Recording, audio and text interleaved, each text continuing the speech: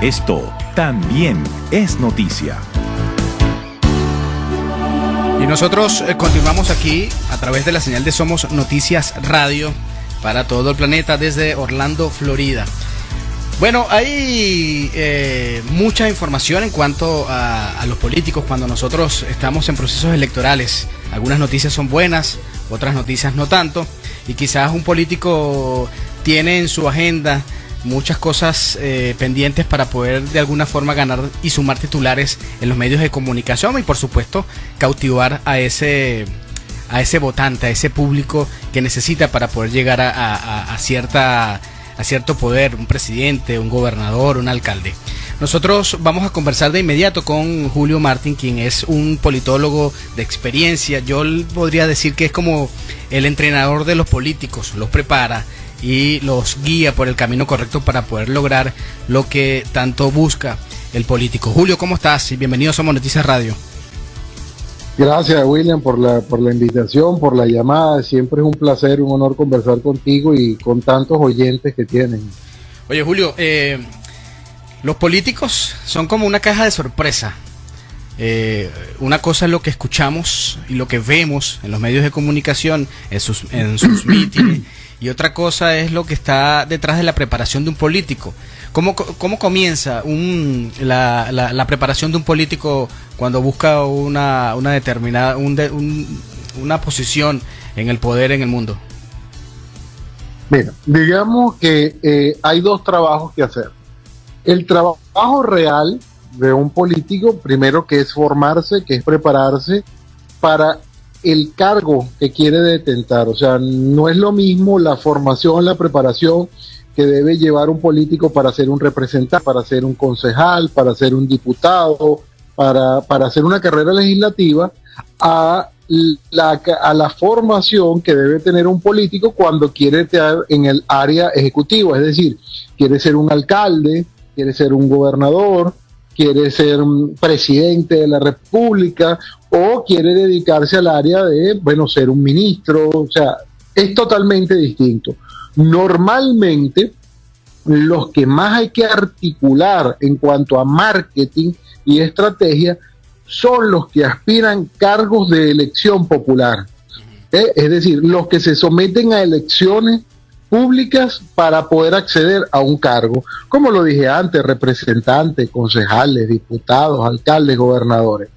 Para esto, aparte de esa formación que ellos deben de tener, que ellos deben de generarse a sí mismos, que va desde la formación académica hasta la formación política como tal, que normalmente la aprenden dentro de los partidos, la aprenden dentro de los talleres, de los cursos que pueden ir recibiendo. Inclusive desde el seno de la familia también.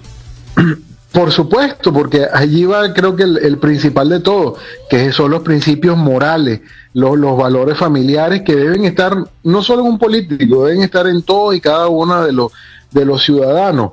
Porque parte de lo que ha ocurrido en muchos países del mundo, cuando decimos ¿y qué ha pasado en ese país? ¡Qué desastre! ¿Por qué esas cosas suceden? Sencillamente es porque se perdieron los valores familiares, se perdieron los valores de la familia, del hogar, de la casa.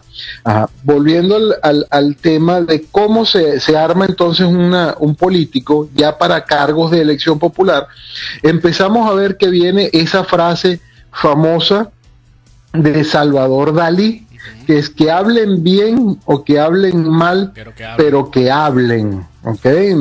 Mucha gente se lo atribuye a Maquiavelo, pero no, es de Salvador Dalí. ¿Okay? Y él decía que hablen bien o que hablen mal, pero que hablen, porque de quien no se habla no tiene ninguna importancia, y así hablen estupideces, quiere decir que algo es causando. Esa era la frase completa de Salvador Dalí. Entonces, tú empiezas a generar bulla, o lo que normalmente en el argot llamamos cacarear los huevos. Todos conocemos una gallina, todos conocemos un huevo, todos sabemos que las gallinas ponen huevo, y ya, y el huevo apenas tú abres una nevera siempre va a haber uno. Sí. Entonces, pero una gallina apenas pone un huevo comienza a cacarear y a correr el gallinero o el patio o el espacio donde lo tenga, y pasan 10 minutos, 15 minutos, 20 minutos y la gallina todavía está cacareando, hasta que llega un momento en que tú te paras a ver dónde puso la gallina el huevo y a ver el huevo, o sea, y es algo que tú estás viendo desde que naciste, estás viendo un huevo, pero el cacareo hace que se despierte la curiosidad, hace que se despierte el interés. Entonces, las obras, las acciones, los dichos de los políticos hay que cacarearlos, porque si no, la gente no se entera que existen. Entonces, digamos que esa es la parte blanca, la parte honesta, la parte pública que debe existir del accionar político. Ese cacareo, ¿cómo se transforma o se traduce en política? O sea, ¿cómo? Ok, eso es lo que te voy a decir. Por ejemplo, entonces resulta que hay un político visitando comunidades, hay un político que llega y dirige y genera obras de interés social, obras públicas, logra sacar leyes que beneficien al pueblo, logra organizar comunidades para que obtengan servicios que no tenían. De repente una comunidad que nunca tuvo agua blanca por tuberías los organiza para poderlos tener, nunca pudieron tener una calle asfaltada o encementada y logra tenerlo. Esa es la parte bonita, por decirlo así, marketing político. Pero después viene el otro, que es al tema donde realmente vamos. Todo esto no era más que una introducción para llegar como que a la parte oscura del posicionamiento de imagen, de marca, de generar escenarios de los políticos. Muchas veces nosotros a nuestros clientes, y lo digo como experto en estrategia electoral, que como decías tú, que generamos todo eso en nuestros clientes, hacemos cosas que la gente muchas veces no lo entiende. Y lo primero que tú tienes que preguntarte cuando a un político hace algo o le pasa algo, porque muchas veces hacemos que le pase o aparentar que le pasó, es realmente a quién beneficia esto. ¿Ok? Porque tú muchas veces dices, ay, ¿cómo le hicieron eso a ese político? ¿Cómo le pasó eso? Pobrecito. Pero ves que ese político se dispara, porque pobrecito, se convierte en una víctima. Entonces tú dices, bueno, ya va. ¿Quién fue el gran ganador de lo que sucedió? ¿Cuántos titulares de prensa ganó y cuántos minutos en radio y televisión logró? Exactamente, y cuánto tiempo dura en la palestra, porque hay algo que cuando tú estás en la campaña electoral, ya sean 15 días, 30 días, 2 meses, 3 meses, siempre estás generando, pero llega un momento en que hay como un low, que hay como un bajón, ¿ok? De las políticas comunicacionales, porque es mentira que nadie, absolutamente nadie puede mantenerse en la cresta de la ola 1, 2, 3, 4, 6 años. Eso es mentira. Sí. ¿Ok? Entonces tú tienes que ir generando. Por ejemplo, voy al caso de alguien muy conocido en Venezuela, que es Leopoldo López. Correcto. Fíjate que Leopoldo López, cuando lo meten preso, ¿ok? ¿Quién mantenía a Leopoldo López en la palestra pública? Era Lilian Tintori, su señora esposa. Correcto. No era Leopoldo López, porque Leopoldo López estaba en un calabozo y ya, punto. Entonces era Lilian Tintori quien, con toda una estrategia comunicacional extremadamente bien diseñada, llevó a Leopoldo López de 4% en las encuestas a tener 27% en las encuestas. Y que era nada más que manejo de los sentimientos de la ciudadanía ante las situaciones. Por ejemplo, cuando ella todos los días salía que a Leopoldo López lo están torturando, que Leopoldo está incomunicado, cuando el día del cumpleaños de Leopoldo López se llevó a sus 2 hijos y los sentó en una acera con una torta a los pies de unos guardias nacionales, de unos militares, a que los niños le cantaran el cumpleaños del papá a no sé cuántos metros de distancia de la cárcel, porque hay un trayecto como de 600, 800 metros, pero ella lo sentó a sus 2 hijos chiquitos en una acera a cantarle con una torta. ¿Ok? Esa manipulación de sentimientos hace que la gente se solidarice con las personas. Por ejemplo, sigo con el caso de Lilian Tintori, porque es que el de Lilian Tintori y el de Hugo Chávez creo que han sido los mejores que han manejado en Venezuela de manipulación de situaciones. Por ejemplo, cuando ella decía, Leopoldo López, tengo 4 meses que no lo veo, Leopoldo está incomunicado, tengo 4 meses que no sé de él, y a los días sale que tiene 2 meses de embarazo de Leopoldo López, y no hay duda alguna de que ese bebé era de Leopoldo López. Claro. Entonces, si tenía 4 meses incomunicado, 4 meses sin saber de él, ¿cómo es que tenía 2 meses de embarazo de él? Que eso no existe la menor duda de que ese bebé era de Leopoldo López. Claro. ¿Okay? O sea, no vamos a entrar en otros temas porque no existe, porque uno ve hasta la foto del bebé y ve que es igualito a Leopoldo. Entonces, Leopoldo no lo tienen incomunicado, casi no le dan comida y piden fe de vida. Y cuando sale Leopoldo López, tenía una masa muscular que parecía Arnold Schwarzenegger. Entonces tú me dices, bueno, ¿cómo es que lo tienen en un cuarto de 2x2, no le dan comida y tiene una masa muscular de ese tamaño? Ahora, entonces eso ocurre solamente en países de América Latina, de Centroamérica hacia abajo, o es global. Y te pregunto esto porque aquí en los Estados Unidos absolutamente en todas partes. Pero te quiero hacer la pregunta porque aquí en los Estados Unidos hace poco fueron las elecciones de medio término. Esas elecciones, lo que yo vi en la calle y en lo que yo vi en los medios, o sea, sí hay cierta manipulación en campañas. De hecho, la publicidad que se hace aquí en los Estados Unidos es totalmente diferente a la que se hace en países como Colombia, Venezuela, Brasil, Argentina, Chile. Pero tú no veías, o yo no vi, por lo menos yo no lo vi, ese tipo de manipulación de, por ejemplo, sale el candidato porque le cayeron a piedra a la caravana donde iba, entonces le rompieron la cabeza y pobrecito el candidato y toda la historia. Eso por lo menos aquí en este país no se ve de esa magnitud.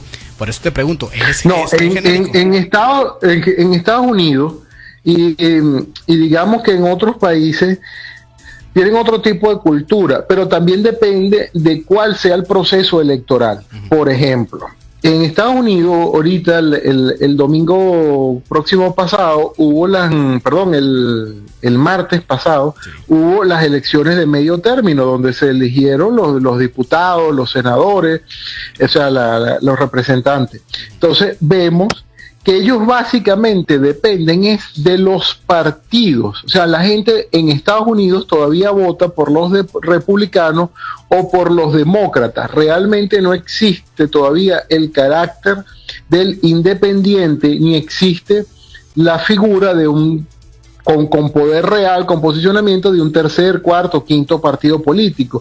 Entonces realmente los diseños de estrategia comunicacional o de marketing están más dirigidos al partido político que a la misma y al mismo candidato como tal.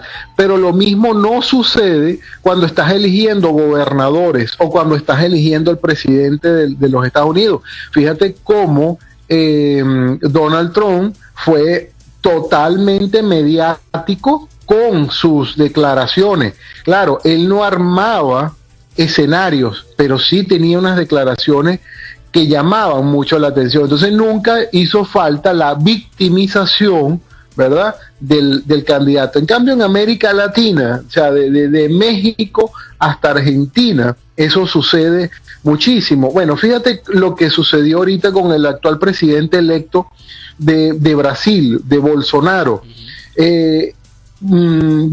Esto no digo que fue creado, pero fue una situación que ocurrió cuando le dan la puñalada, cuando lo apuñalan, y Bolsonaro dura casi 3 semanas en terapia intensiva, en cuidados intensivos, no hace campaña, y Bolsonaro subió casi 12 puntos en las encuestas, porque sencillamente la gente dijo, bueno, si lo quieren matar es por algo, vamos todos con él. Claro.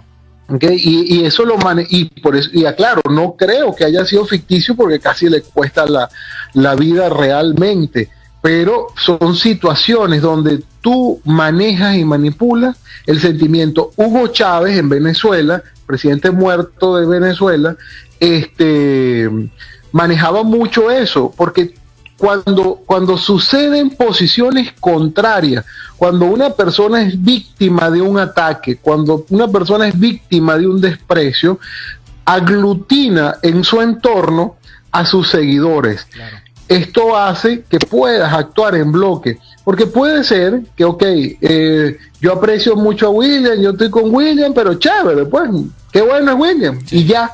Pero nadie la ha atacado a William, nadie ha ido a quererlo robar o a darle un golpe, a agredirlo, porque entonces si yo veo que alguien va a agredir a William, entonces yo me meto. Claro. Ah, no, ya va, es amigo mío, ¿qué pasa? Y nos caemos a golpes juntos todos. Eso es lo que sucede cuando tú agredes o generas una situación donde transmites que hubo agresión. Hay muchos escenarios donde tú ves que hay un candidato o una figura pública que está en un acto público, que está en una calle caminando y de repente le brincan encima a dos personas y lo golpean y le parten la nariz, o le brincan encima a dos personas y le tiran huevos y le rompen huevos encima, le echan tomate, y tú ves que esa persona más bien en el sentimiento colectivo se posiciona porque salen a defenderlo. Entonces ahí es donde tú dices, bueno, ¿realmente quién era el beneficiado con todo esto? Claro. ¿Realmente se beneficiaron los atacantes, el partido de los atacantes, el sector de los atacantes, o se benefició fue el atacado? Mira, en política hace mucho tiempo que no, cuando digo mucho tiempo son años y años, y eso es en todo el mundo, que no suceden casualidades, que no suceden cosas porque sí. Todo, absolutamente todo es planificado. Cuando uno hace un discurso, cuando uno le diseña un discurso, cuando uno le diseña a un candidato su imagen, uno antes lo estudió en la calle, uno hizo encuestas, uno hizo focus group, uno hizo estudios, uno hizo testeos.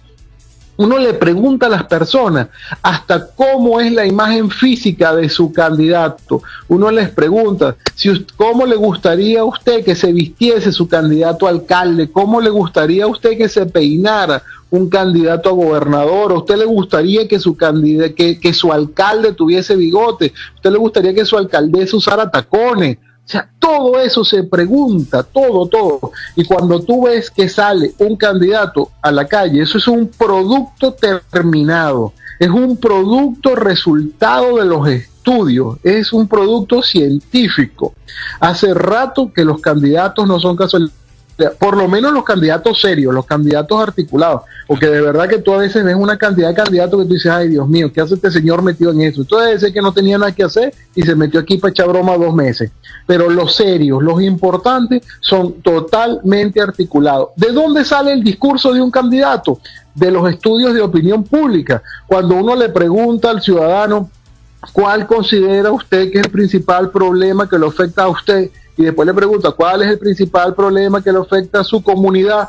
Cuando la gente te lo va diciendo, bueno, tú se lo incorporas, ese resultado, al discurso del candidato, y él va a hablar de que va a solventar ese problema. Entonces la gente de forma inmediata siente afinidad, dice, wow, él está diciendo lo que yo quería decir, sí. Él está diciendo exactamente el problema que aquí hay. Ese sí sabe, ese sí conoce. Mentira, no tiene ni idea de cómo se llama la calle donde está parado, pero para eso nosotros le creamos y le generamos todo ese marco, todo ese escenario a los candidatos. Julio, poniendo un ejemplo, hace poco hubo una situación irregular con María Corina, que la agredieron, y ella publicó en Twitter, en Instagram, y repitieron los medios, ella toda ensangrentada y todo aquello. ¿Cómo nosotros los votantes, el latinoamericano de a pie, cómo definir o cómo reconocer cuando una acción o un hecho es real, o es simplemente lo que tú nos estás dando a conocer, ese marketing, esa preparación? Bueno, lo primero que tú debes hacer es preguntarte con el hecho que sucede, ¿quién es el gran beneficiado? Otra cosa que no se puede separar nunca, ¿verdad?, de las cosas que suceden en la calle, es que, bueno, lamentablemente Latinoamérica, hablando del caso de María Corina Machado, se ha convertido también en como que en unos escenarios violentos a veces, y que se te escapan de cualquier posibilidad de análisis o de ¿cómo te diría? De cuando tú lo tienes ya unos escenarios definidos, a veces eso te rompe, ¿ok? Rompe paradigma. Pero tú lo primero que tienes que preguntarte cuando algo ocurre es, ¿quién fue realmente el beneficiado? A María Corina, fíjate que los medios de comunicación decían, hordas salvajes atacaron. Fueron 3 personas que atacaron a María Corina, que no estoy de acuerdo en que eso nunca ocurre, primero por su condición de dama, por su condición de mujer, y después que todo el mundo tiene derecho a hacer política de una forma libre mientras no agreda ni transgreda a otras. ¿Ok? Entonces, ella que andaba en una manifestación como de 200, 300 personas, se le acercan 3 personas, porque ahí está el video, y una de ellas le lanza un golpe, le pega por la nariz y salen corriendo. ¿Ok? Entonces después se arma todo un escenario. Entonces pueden haber ocurrido 2 cosas. La primera, sí fue una agresión real, ¿ok? Porque pasó una persona contraria a ella y bueno, no se sabe manejar, es una persona extremadamente violenta y la golpeó. Claro. Reitero, jamás estaré de acuerdo con eso. Pero enseguida su equipo de marketing, que es muy bueno, la pone con el cabello, se le acomoda el cabello, le acomodan las blusas, le acomodan la franela, le quitas maquillaje, puedes ponerle un poco de maquillaje oscuro debajo de los ojos, enrojecen los ojos poniéndole algunas goticas de un irritante. O sea, puedes manejar muchísimos escenarios para despertar el sentimiento en torno de coalición, de apoyo, de unidad en torno a estos candidatos. Sacarle provecho a la situación que a la situación, claro, porque están los escenarios, o tú lo creas o te aprovechas de lo que sucedió. Yo te puedo, por ejemplo, en Venezuela, en un estado llanero, que es el estado Cogede, había un gobernador del chavismo de nombre Johnny Llanes Rangel, que por cierto ha sido noticia estos últimos 15 días porque ahora sí le dieron orden de captura. Cuando hubo el golpe de estado del 2002, él es el primer gobernador de toda Venezuela, de los 23 gobernadores de Venezuela, que se pone a la orden de Pedro Carmona Estanga. Poquito tiempo después vienen las elecciones de nuevo a gobernador. Yo estaba asesorando en ese momento a Alberto Galíndez, que era el candidato de la oposición del sector democrático venezolano. ¿Y qué fue lo que hicimos? Armamos un grupo de personas que eran opositoras, pero las vestíamos de rojo, de chavistas, y donde Johnny Llanes Rangel llegaba, lo atacaban. Le tiraban tomate, le tiraban huevos, le gritaban Judas, porque se supone que Judas fue el que traicionó a Jesús. Entonces le gritaban Judas. Es más, habían uno que hasta lo escupían. Y entonces la sensación era que el chavismo de base, el chavismo de a pie, odiaba y repudiaba a Johnny Llanes Rangel por traidor. Y todo eso lo creamos nosotros. O sea, tú puedes generar eso. Por ejemplo, estas situaciones que ya son más que un cliché en todas las elecciones, donde un grupo de personas se quita una franela de un partido y se pone la otra franela. Sí, eso no es más que un cliché repetido y que ya no causa ninguna impresión, ninguna sensación, porque normalmente el que se quita la franela es del partido de la que se la está poniendo. O sea, no hay ningún cambio real.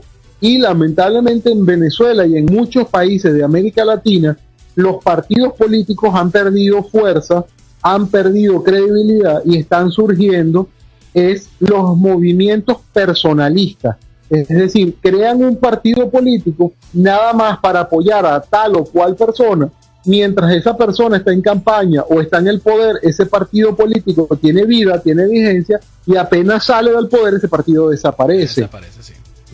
Entonces ya no causa ese impacto. Lo más sano para cualquier país es tener 2 o 3 partidos políticos sólidos, porque hay un principio básico en la política que es muy real, que es que democracia sin partidos no existe.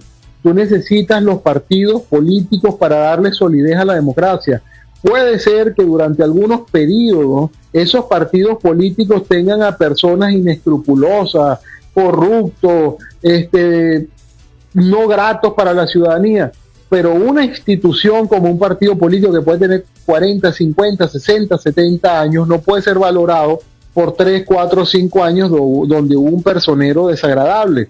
¿Okay? Los partidos políticos son instituciones que trascienden a las individualidades y son las que consolidan las democracias en el mundo. Entonces, es importante esto para que se acaben por ejemplo, en Venezuela tenemos desde que hubo la elección de gobernadores y alcaldes de forma directa, que no eran designados por el presidente de la República, no sé cuántos partiditos han salido que lo que te duran son 3, 4, 5 años, sí, porque sencillamente duran mientras ese gobernante está en el ejercicio del poder, y eso ha traído como consecuencia que haya surgido una figura y un proceso como el de Hugo Chávez y el chavismo. Hoy día el chavismo no está en el poder en Venezuela, sino está el madurismo, porque el chavismo hoy día también es oposición, porque cuando tú evalúas los hombres más cercanos a Hugo Chávez, todos son opositores a Maduro. Entonces vemos cómo esos procesos tan cambiantes generan situaciones. Entonces, cuando vamos a evaluar qué sucede con tal o cual candidato, con tal o cual personero, lo primero que hay que evaluar es quién es realmente el beneficiado con la situación que ocurrió. Tú ves candidatos, por ejemplo, que se cambian el nombre, sí, o sea, que toda la vida los han conocido con 3 nombres, o sea, con sus 2 nombres y un apellido, o con el primer nombre y 2 apellidos, y de la noche a la mañana te aparecen nada más con el nombre o con un apellido, y te dices, bueno, ¿y aquí qué pasó? Sí. Y el ejemplo podría ser de nuevo María Corina Machado. María Corina Machado en Venezuela todo el mundo la conoce como María Corina Machado, pero María Corina suena como elitesco, y hace cuestión como de un año ella empezó a llamarse María Machado, para que la llamaran igual que las señoras del pueblo. Pues nadie se lo creyó, absolutamente nadie se lo creyó. Como doña María la de la esquina. Exactamente, doña María, la señora María de la esquina, o sea, nadie se lo creyó. Es errores que cometen su equipo de marketing, porque la ponen en evidencia. Quien sale perjudicada es ella. Hay otros escenarios con otros candidatos que, por ejemplo, cuando son mujeres y quieren que sepan que tienen una sensibilidad social como nadie, bueno, no se bajan del vehículo, no se bajan del avión, no salen a la calle hasta que no les consiguen un niño para cargar al niño. Entonces cuando cargan al niño lo ven como que si fueran la Virgen María y lo besan. O está la otra, sí, o sea, y hasta que no les consiguen el niño no se bajan del vehículo, o sea, por el amor de Dios. Y luego aparecen unas composiciones fotográficas en los medios que tú dices, wow, que ese fotógrafo estaba en el momento ideal. Sí, qué casualidad, en el momento en que ese candidato o esa candidata cargó al niño, mira, lo tomó. Igual que el típico de la viejita, de la señora de 70, 80, 90 años, porque América Latina es matriarcal. América Latina ama a sus abuelas, sí, adora a sus abuelas, respeta la sabiduría de sus abuelas. Entonces típico es la abuelita echándole la bendición y haciéndole la cruz en la frente al candidato que está casi de rodillas, porque las abuelitas todas son bajitas porque ya están viejitas, sí. Entonces el candidato casi de rodillas y la abuelita echándole la bendición y haciéndole la cruz en la frente. Sí, típico. O sea, y pasa lo que tú acabas de decir, en ese momento donde esa abuelita que nadie se lo esperaba le está echando la bendición, salieron como 25 fotos, cada una mejor que la otra. Exactamente. O sea, son escenarios creados, son escenarios. Mira, hay algo que se llama hasta la colorimetría y la psicología del color. Eso se usa hasta para vestir a los candidatos. Cuando un candidato te carga una camisa o una chemise o una franela o una polo amarilla, azul, verde, blanca, negra, no es casualidad. Es que para ese escenario necesitaba transmitir tal o cual cosa, porque eso es la psicología del color. Tú ves que normalmente los candidatos se te visten como de un azul rey, ¿ok? ¿Por qué? Porque el azul rey, por ejemplo, es el de autoridad. Por eso los policías, los militares, los bomberos, hasta los vigilantes se visten de azul. Correcto. Porque azul transmite autoridad. Entonces ellos se visten con sus camisas o sus polos, sus franelas azules, para que transmitir eso. Cuando tú vas a un acto público donde normalmente tú eres el que están acusando, o es un acto público religioso, tú vas de blanco, porque el blanco transmite pureza, inocencia, como decimos en Venezuela, el yo no fui. Entonces todo el mundo lo acusa cualquier cosa y él vestido de un blanco impoluto y tú dices, no, pobrecito, ¿cómo se te ocurre? Si eso parece un santo, es un angelito. Entonces, y sencillamente uno los viste con el color en una prenda específica ante un escenario específico. Y así, como te digo, es absolutamente todo. O sea, los colores, las situaciones, los discursos. De ahí viene también una frase muy popular que dice, ahora tú eres más falso que los políticos, nunca cumples lo que dices, nunca cumples tus promesas. Célebre. Claro, porque el político va a prometer, el político va a ofrecer en campaña lo que el ciudadano quiere escuchar, no lo que realmente necesita. Por ejemplo, tú ves que en comunidades muy humildes siempre te van a pedir un hospital, no te piden un módulo, no te piden una clínica chiquitica, no te piden un hospital chiquito, no, un hospital.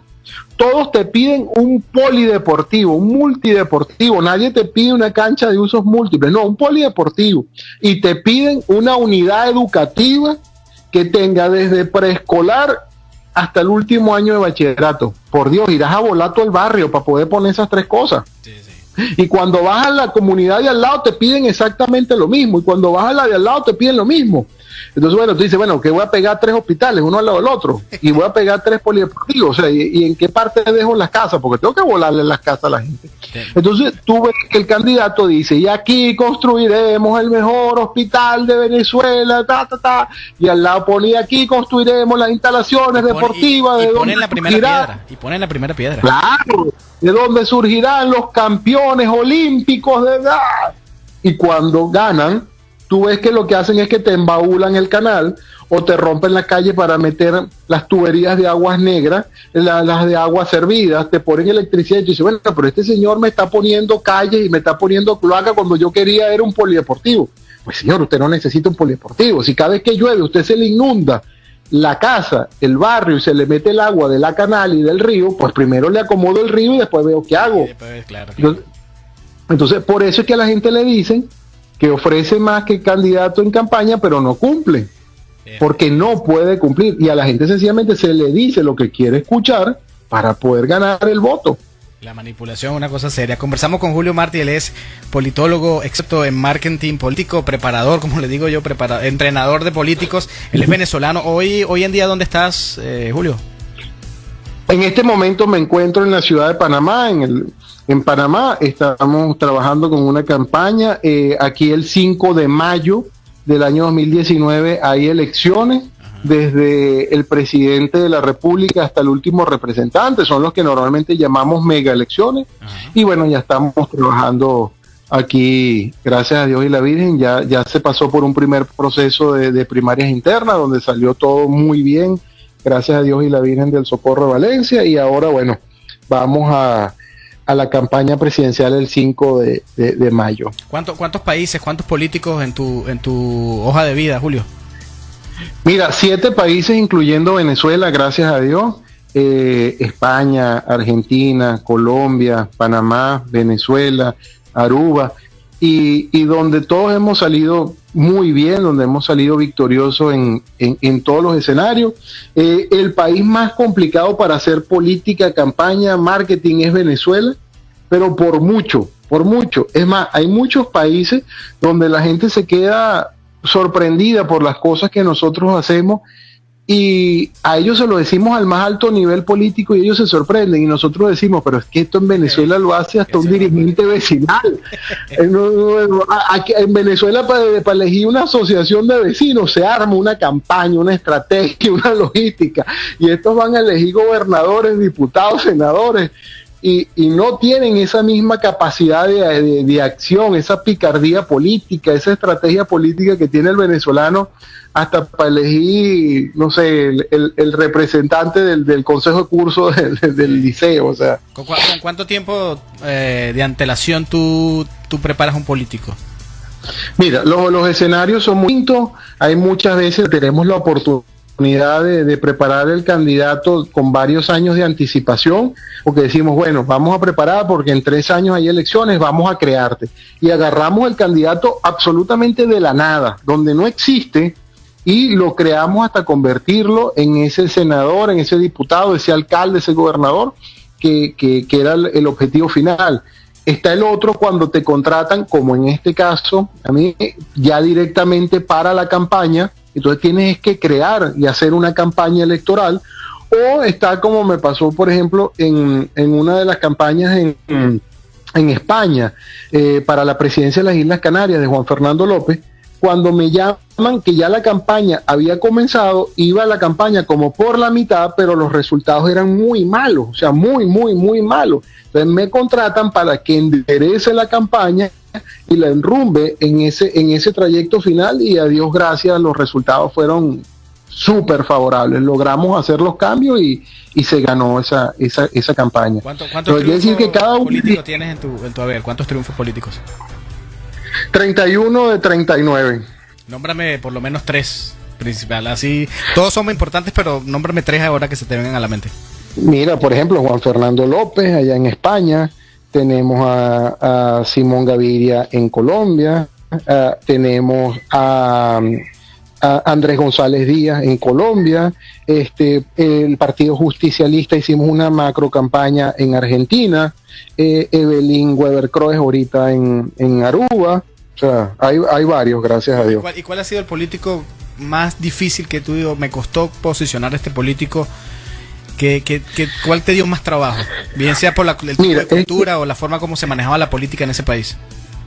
Mira, yo creo que los más difíciles son los venezolanos, porque el político venezolano tiene la costumbre de que se la sabe toda. El político venezolano quiere ser periodista, el político venezolano quiere ser creativo, el político venezolano quiere ser estratega, el político venezolano quiere ser el que maneje la camioneta con el perifoneo, quiere ser el que diseña el afiche pero también lo pega, o sea, el que maneja la finanza, o sea, el político venezolano lamentablemente en ese escenario sí ha perdido mucho de la parte científica y profesional.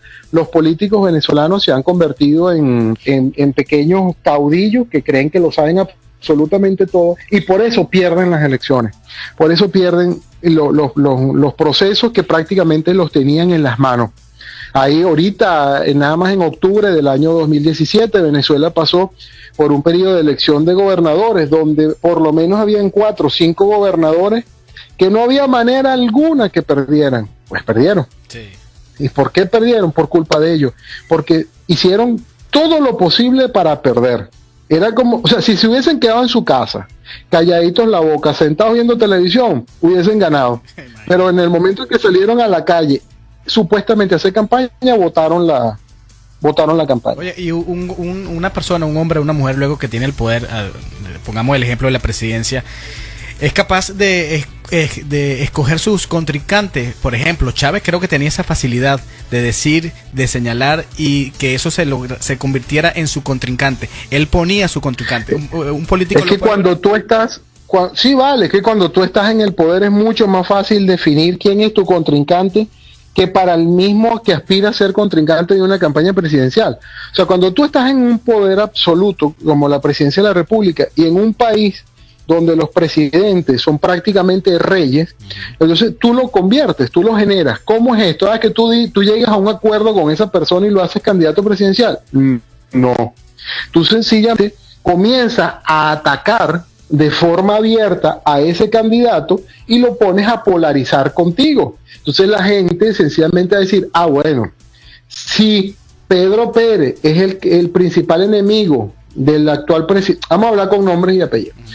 Cuando Hugo Chávez decidió que Manuel Rosales era subcandidato presidencial en contra de él en el año 2006, Manuel Rosales no aparecía en las encuestas como que iba a ser el gran candidato, era uno más de 4. Para ese momento quien estaba mejor en todas las encuestas era Teodoro Pecó, después venía Julio Borges, después venía Manuel Rosales y de cuarto estaba William Ojeda. Eran esos 4 que estaban en el 2006. y Chávez decide que él se va a enfrentar es a Manuel Rosales. ¿Hizo un acuerdo con Manuel Rosales? No, sencillamente él consideró que el más fácil de derrotar por sus carencias comunicacionales era Rosales. Aparte que la mayor virtud de Chávez a nivel de campaña era en lo personal, era la comunicación, la capacidad de transmitir, de comunicar, de hablar. Y la principal carencia de Manuel Rosales era la comunicación. Era muy malo hablando. Chávez tenía una superestructura partidista y Manuel Rosales tenía un excelente partido, pero en un solo estado de Venezuela. Sí. Tenía que de la nada crear toda una estructura en el resto del país. Entonces Chávez comienza a discutir con Rosales, a enfrentar con Rosales en los medios de comunicación, Rosales a responderle, y por supuesto los opositores a Chávez dijeron, bueno, si Chávez pelea con Rosales, quiere decir que Rosales es a quien él le tiene miedo, Rosales es el candidato que puede derrotar a Chávez, y sencillamente lo posicionas. Así es que tú creas tu propio candidato. Tú lo pones en la palestra como tu principal enemigo y después lo desapareces. Ya, ocurrió lo mismo con Capriles. Mira, Capriles creo que se le fue de las manos a todo el mundo porque todo el mundo esperaba que el candidato de Primera Justicia era Julio Borges. Como a un año y medio antes de las elecciones presidenciales del 2012, era mediados del 2010, Julio Borges dice, y tenemos candidato presidencial en Primera Justicia, y es Enrique Capriles Radosky. Entonces jugaron como adelantado y sacaron del juego todas las piezas, porque todo el mundo esperaba que fuese Julio Borges, y pone a Capriles, que era gobernador en ejercicio, un tipo muy joven, y Enrique es muy dinámico. Entonces Capriles empezó a recorrer toda Venezuela como candidato presidencial año y medio antes. Sí. Eso le permitió generar toda una matriz de opinión. Chávez, con ese poder absoluto que tenía, nunca lo vio como un peligro real y lo dejó correr. Porque si Chávez lo hubiese visto como un peligro real, como en su momento vio a Leopoldo López, como en su momento vio a otros, lo hubiese inhabilitado, lo hubiese metido preso, algo le inventa, ¿ok? Y lo dejaron correr. Capriles le dio la vuelta al país, creo que 3 veces antes de comenzar la campaña electoral. Pero la situación es distinta cuando en el 2013 Capriles se enfrenta a Maduro. ¿Okay? Ellos también se confiaron porque acababa de morir Chávez, manejaban el sentimiento y Maduro se daba por ganado corrido. Y todas las encuestas de opinión así lo decían. No había una sola encuesta que dijese que Maduro ganaba por menos de 1 millón de votos. Es más, la discusión para elegir al candidato presidencial de la oposición fue impresionante, porque Capriles no quería ser candidato presidencial, porque él no quería someterse a una segunda derrota en menos de un año. Claro. ¿Okay? Y todos decían que no. Capriles, ¿por qué acepta? Inteligentemente, porque por la razón que fuese, en ese momento era el más posicionado, porque venía de una campaña presidencial contra Chávez, ya le había dado varias vueltas al país y era un nombre, era una marca. Y fíjate que el resultado es por 200,000 votos. ¿Que Capriles perdió? Sí, perdió. ¿Que Maduro ganó por 200,000 votos apenas? Sí, ganó por 200,000 votos apenas. Esa leyenda, esa falacia de que Capriles ganó y le quitaron los votos, eso no es real.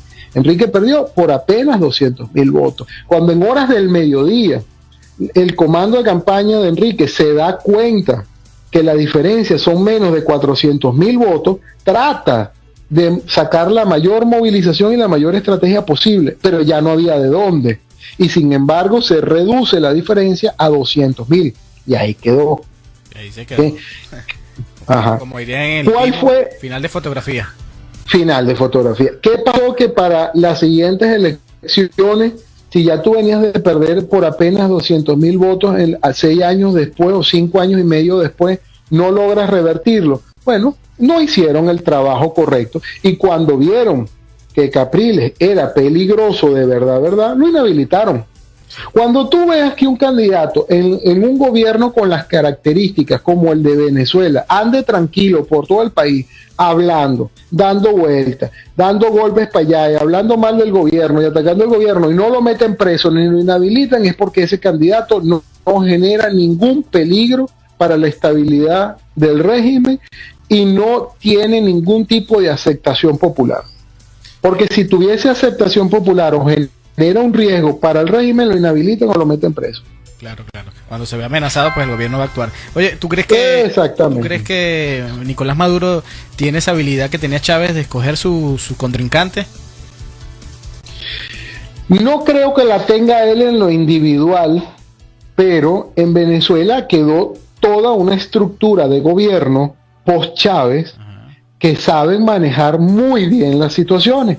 Tan es así que Chávez muere en el año 2012, ya prácticamente estamos entrando al año 2019 y están posicionados. O sea, tienen un 30% del país con ellos de forma sólida, de forma dura. La oposición, ningún candidato, ningún partido político llega a 5%. Imagínate. En lo individual.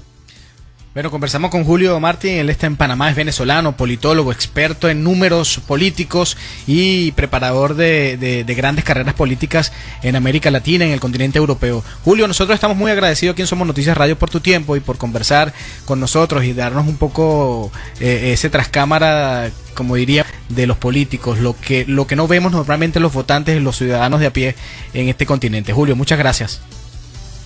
No, William, de verdad que es un honor conversar contigo, con todos tus oyentes, estamos siempre a la orden, porque más allá nos une una muy bella amistad para siempre. Es así. Te vuelvo a contactar más adelante para que conversemos en específico de la campaña en Panamá. Ok, cuando quiera. Esto fue un contacto con la información desde la sala de redacción digital de somosnoticias.com.be. Noticias en tiempo real. Somosnoticias.com.be